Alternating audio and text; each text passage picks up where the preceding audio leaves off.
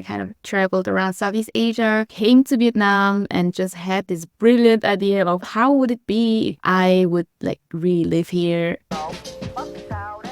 I grew up with different cultures, one at home, which was Vietnamese, and one outside of home in school. My social surrounding was very Swiss, on the other hand.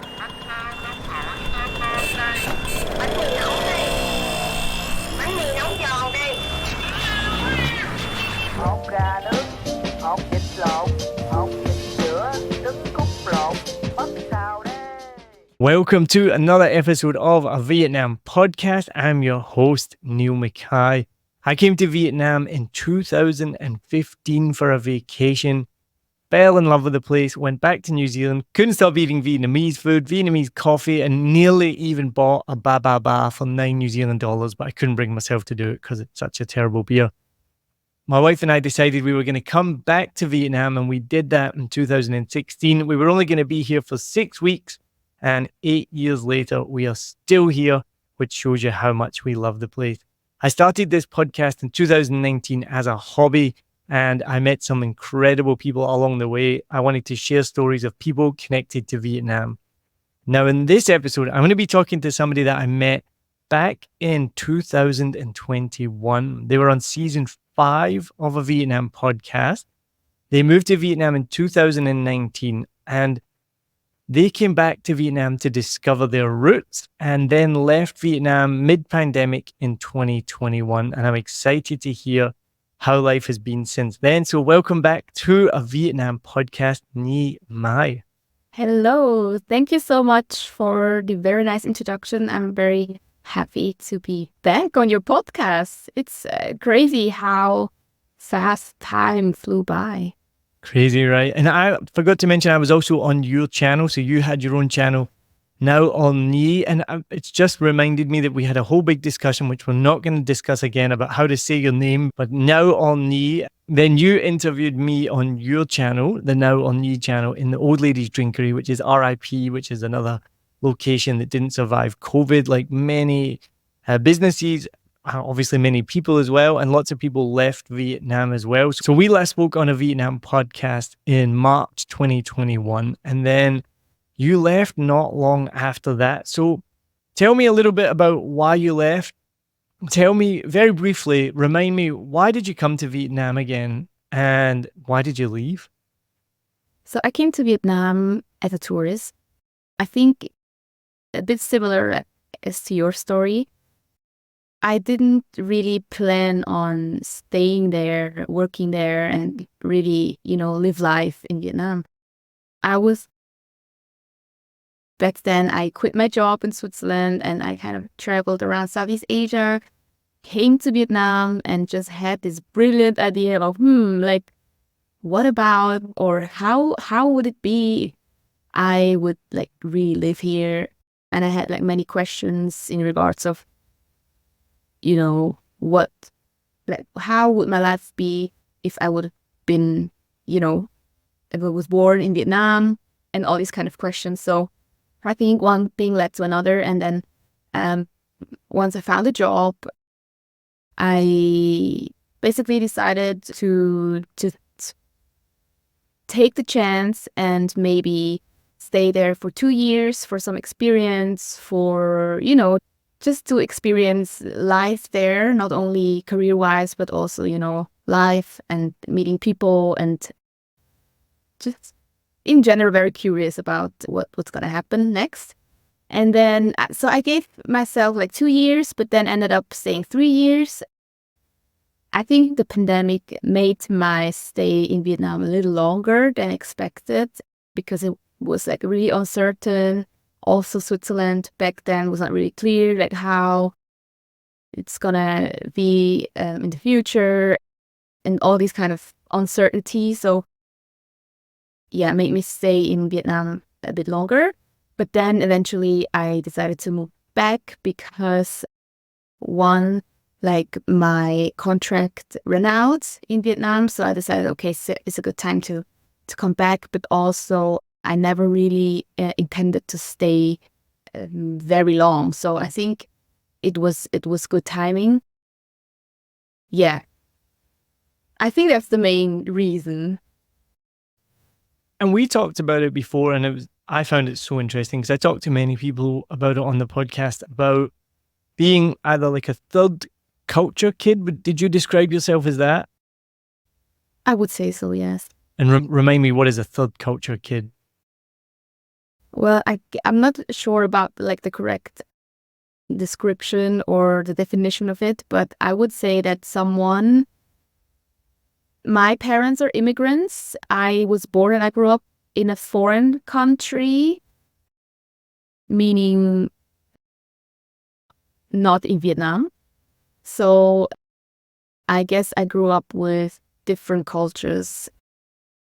One at home, which was Vietnamese, and one outside of home in school.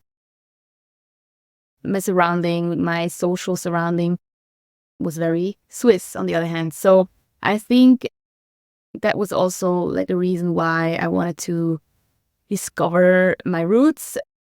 And yeah. I remember I found it just so interesting, as I mentioned, talking about something that's so different to my life. I'm from Scotland. My family's from Scotland. I only know one culture. And then I found it really, really interesting talking to people like yourself who have experienced just such a different experience growing up. I remember you talking about your lunch bag being packed with maybe was it bun bao or it was bun bao, yes. It was bun bao, yeah. That's a pretty good memory after 3 years. Your lunch bag being packed with bun bao and then the other kids finding that weird, like, why do you have this different food? The brain, someone said, like, are you eating a brain? Like, no.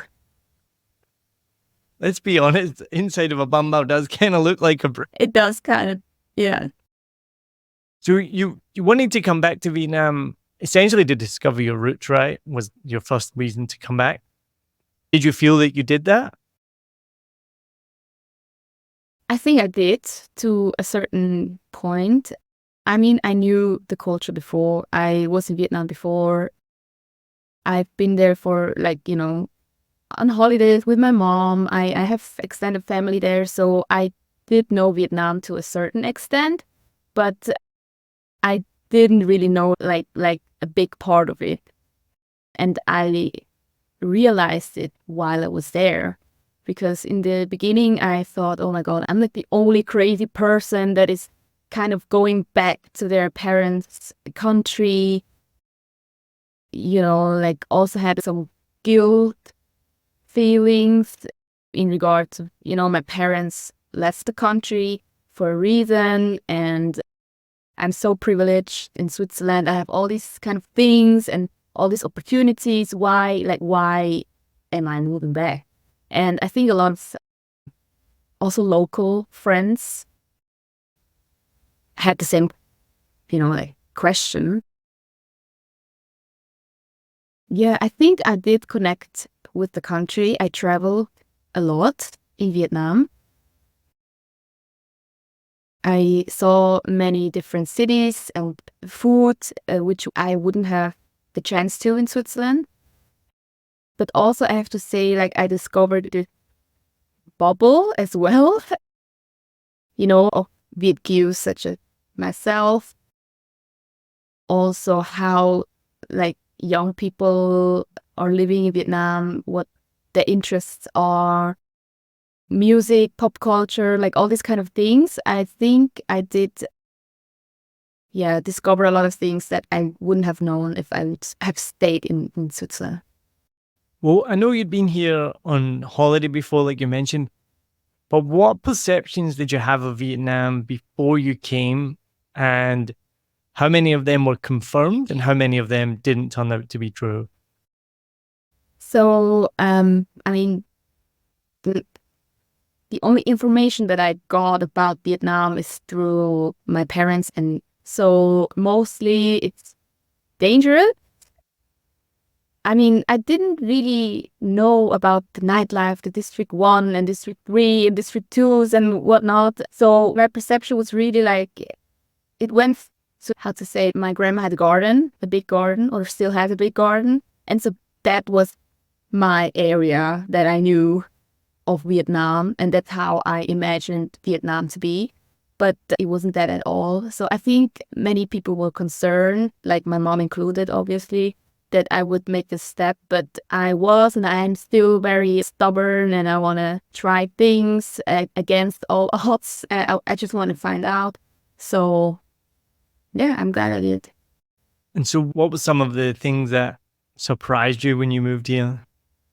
That's really interesting that you say that, because I'm doing a series of podcasts right now on my own, which I've never done before in the whole of a Vietnam podcast, and trying to share a bit more of my perspective, because I realized even over 10 seasons now, if you listen to every episode, you get to know me a bit, obviously, but I do really make a conscious effort to try and give, to put a number on it, like 75% time to the guest, because I want to hear what they have to say. And I think nobody wants to listen to me.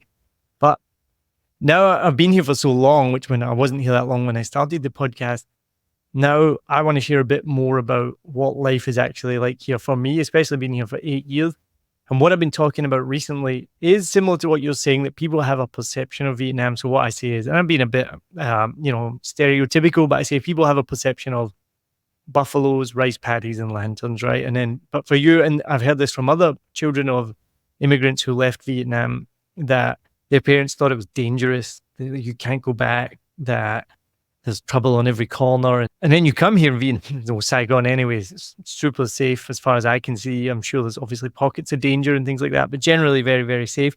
But what I'm trying to get across in these podcasts that I've been doing is talking about the cocktail bars that we go to, the craft beer. I'm going to talk about the different food places, because I want to do something a little bit different. Everyone does about street food, and I'm going to do an episode soon about my favorite street foods just because I have them. But what I want to show to people is that there is a perception of Vietnam from some people who have left Vietnam that when you come here, it's really, really not true. And I guess for you, your perception was, I'm going to stay in this little garden and be safe. So what were the biggest surprises that when you got here and you left that garden and you actually started to explore Vietnam? And then I also want to know, what did your parents say when you told them? So it's interesting, as you said, like the bar culture or club culture, night out, it's super different than what I have like here in Switzerland. But that surprised me a lot, that the options, and you can have whatever, as you said, you can have street food if you want, you can have fancy food from all kinds of cuisine. So it's very, versatile, and it's something there for everyone. And I think that surprised me as well. But now I feel like with Instagram, with all the social media, with all the reels, I get like recommendations every day on Instagram. I'm like, oh, this is new, so I think nowadays it's maybe easier to imagine how life in Vietnam could be. Whereas before, when there was no Instagram, I just grew up like knowing what my parents told me, so that was it. But now I think you can really do your own research, and that's super nice. I still miss like all the speakeasy bars and all these restaurants. Yeah. There's even more of them now. Yes, even more, but also a lot of change, and it changes so fast. As you mentioned in the beginning, some didn't make it, but also a lot of them, a lot of new ones are coming. So it's always very exciting, and it's never the same. So yeah. Definitely think Vietnam has to be one of the most exciting countries to be in the world. For many reasons. Obviously, the UK, US, Australia have their own problems. Cost of living crisis, inflation, not just those countries, other countries. Japan has like an aging population. They don't have enough young people. And every country has different issues. Obviously, Vietnam has issues as well. But being here right now, I feel really lucky. It just feels like a really exciting time. Every day there's a new restaurant. And I've been saying that for years now. Every day there's a new coffee shop. There's a new restaurant. There's a new bar. There's a new bridge. Like today I was driving along the canal. Hadn't been that way in a long time. And there was a new footbridge over the canal. Now, that seems so lame, but like you get excited about things like this in Vietnam. I remember they built a sidewalk near where we lived in Tao Dien, and my wife and I were like, oh my God, they built a sidewalk. Let's go for a walk. And we were like, this is ridiculous. We are excited about a sidewalk. But Vietnam obviously had a war, but that was a long time ago, but it did affect and it had a knock-on effect, and the economic policies had a long-term effect. So it is 20, 30 years behind most countries. So being here right now, though, and watching it catch up so quickly is just really, really exciting. So going back to my original question, what did your parents say when you came here and then you were like, oh, it's not violent at all. It's super fun. There's nightclubs, there's bars, there's restaurants, there's all these things. Like, well, what did you tell them and what did they say? I mean, at first they weren't happy at all. They weren't unhappy about it. I think they were glad that I want to know more, but I think they were more worried because it's very different from how I grew up and how the work environment is here. And I mean, language-wise, it's very okay for me, but still, like, if you have to live in a country that is, like, just Vietnamese and you have to deal with it, then, I mean, they had like their worries, but I kind of had to prove to them. It was my motivation to prove to them that everything's all right. I'm having a lot of fun. I'm always, updating them with pictures, with all the nice restaurants and the new friends that I made, and like friends that are from Germany and France, and like, don't worry about it. I'm not the only one out here. I found a community. So I think these kind of things, and I mean, eventually they had to accept it. And now it's like my mom comes to me for, recommendations, like, oh, like next week I'm going to Vietnam, like what area should I, like visit, what's there to see. And then I think through me, especially my mom, realized that, oh, okay, it's not the Saigon that I knew. It's like really different, like how Nhi's experiencing it. So I think maybe that also motivates her to explore her own city in a way more. Yes. That's really cool. That's awesome.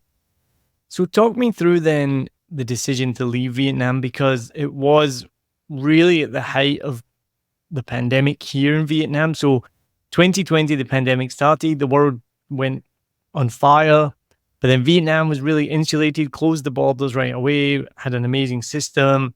And so for 2020, I remember living in paradise. I felt guilty. I remember going on holiday to basically a 5-star resort because it was cheap enough that you could go. I mean, you'd never be able to afford to go there normally. I mean, you could, it's not that expensive, but it was on a massive discount. So we went to a 5-star resort, and I didn't post one picture on social media because I knew back in the US, things were going really, really badly. The UK was really bad. And I was like, I don't want to post pictures of me going out to like this 5-star beautiful resort when all my friends and family around the world are having a terrible, terrible time.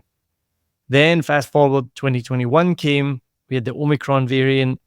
Vietnam hadn't got the vaccine yet for various reasons. And then that just spread like wildfire. And then by 2021, in like late May, early June, we started going into our own lockdown, which we never really had a lockdown. We did a really small ones, but never really had a big one. But we started going into a stricter and stricter lockdown up until, I think, the end of August, beginning of September, or the end of September, beginning of October. I can't remember right now. So life in Vietnam got really, really difficult in 2021. So how did that affect you, and how did that affect your decision to leave and go home? I had the same feeling about, beginning of pandemic when Vietnam was still okay-ish. Me too. Like we were going out, like we were able to travel within the country and doing all these kind of things. And my friends in Europe were already in lockdown.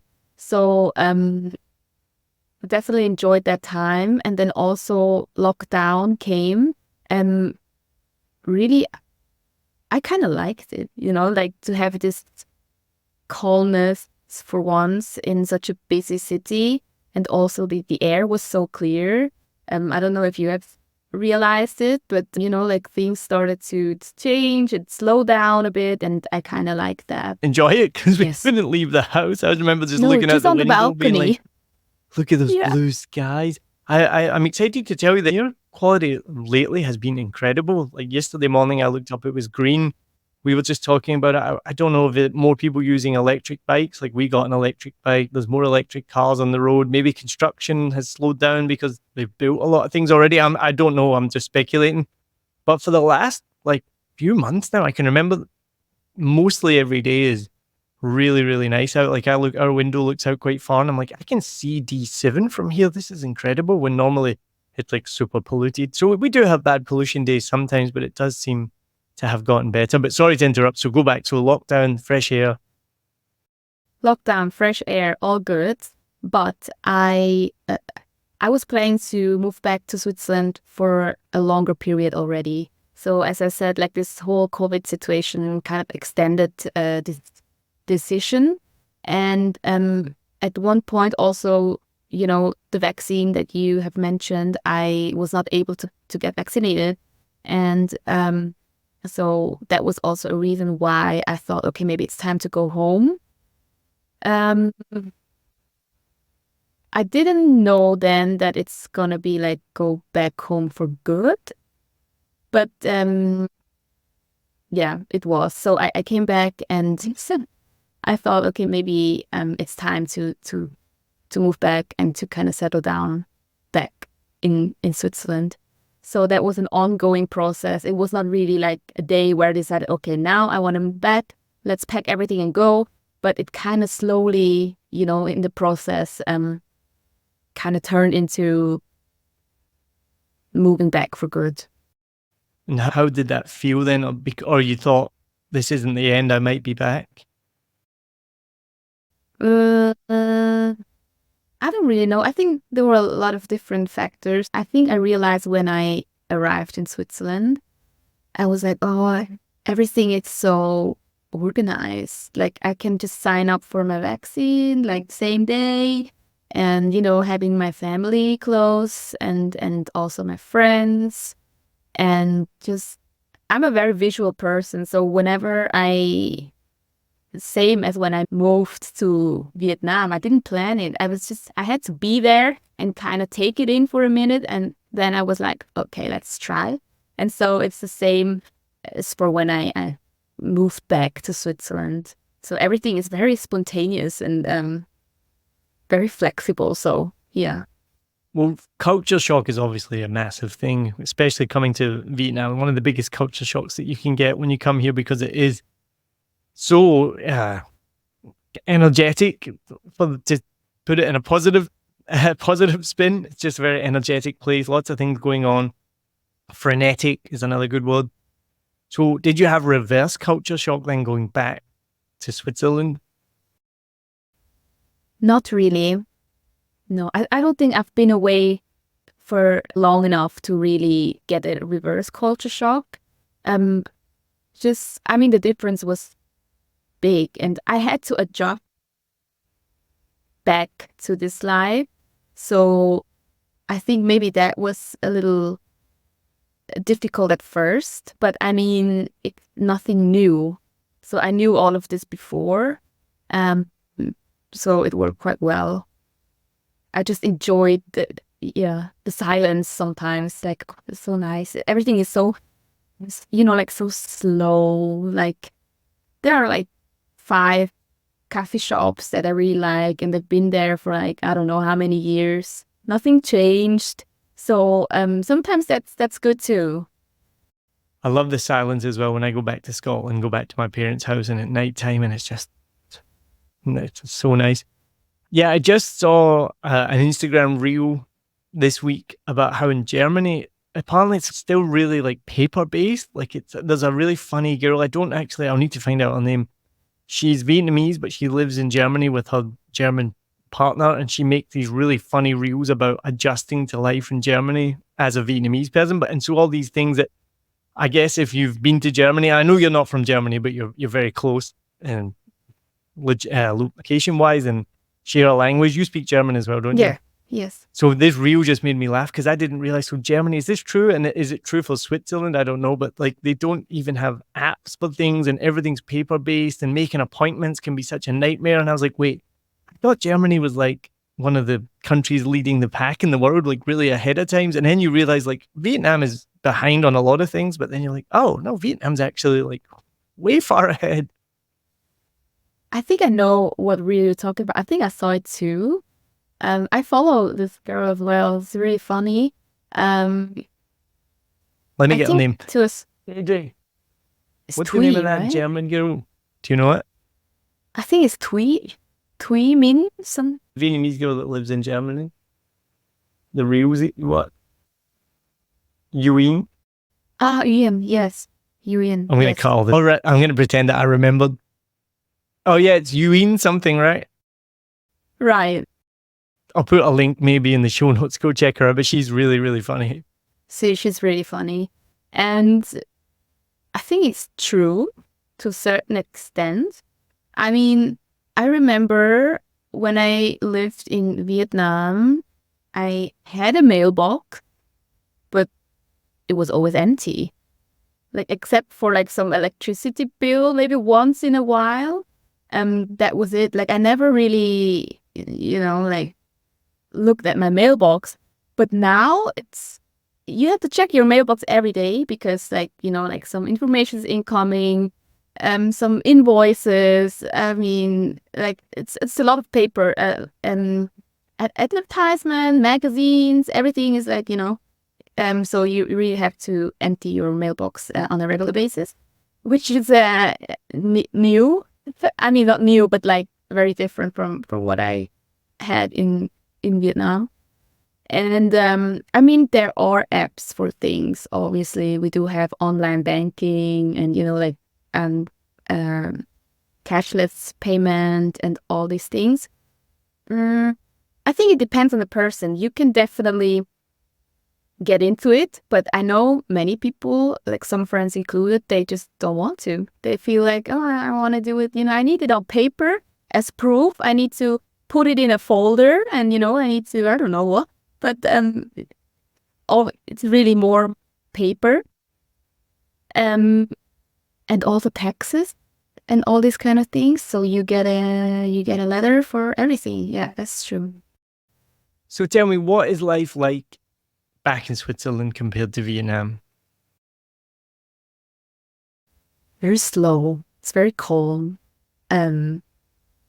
It's not. I remember when I lived in Saigon. So almost every night we would do something. There's an activity. From Monday to Friday, you go out for dinner, for drinks, late at night, happy hour and whatnot. You go for street food. Like you have a big group of friends, and everyone is like up to, doing something. And maybe it's because the friends that I had were also not, you know, uh, first of all, not locals. I had local friends, but it's like very different with local friends and very different with like friends like I am, like the VQs and expats. It got described once to me that Saigon was like a big college town for expats and travelers, and I was like, that is 100% accurate. Yes. So I think people there were more open to do things because I don't know how to describe it, but like the friends that I knew there are people that I have. I mean, that's it. So we have to kind of, we don't have our parents there. We cannot go visit them. It's like a very different dynamic. And now, it's more like you enjoy your silence. You go to work. You work until 6 p.m. and then it's like, oh, let's go for after work, maybe not. And also you have to schedule everything. I mean, I have schedules for like 3 weeks ahead with a friend for a dinner, like everyone is just so busy, even though it's such a slow life. Everyone's quite busy, surprisingly, and but I enjoy it because it's much more structured. Good, nice, good to hear. Well, Nhi, it has been amazing catching up with you. It was so nice when you were here in Saigon. Before we finish, I just want to hear, what do you miss the most about Saigon and Vietnam? I miss the food the most. And then I miss, I don't know how to really say it, but the lifestyle of being so kind of carefree, and being just active and open to new things. Awesome. Well, I hope you come back soon. When you do, you'll see how much has changed and how much is still the same as well. And we'll definitely get some street food, and we'll go to happy hour, and we'll go to one of those hidden cocktail bars as well. Yes, I would love to do that. Awesome. Thank you so much, Nhi. Thank you. Học dịch lộn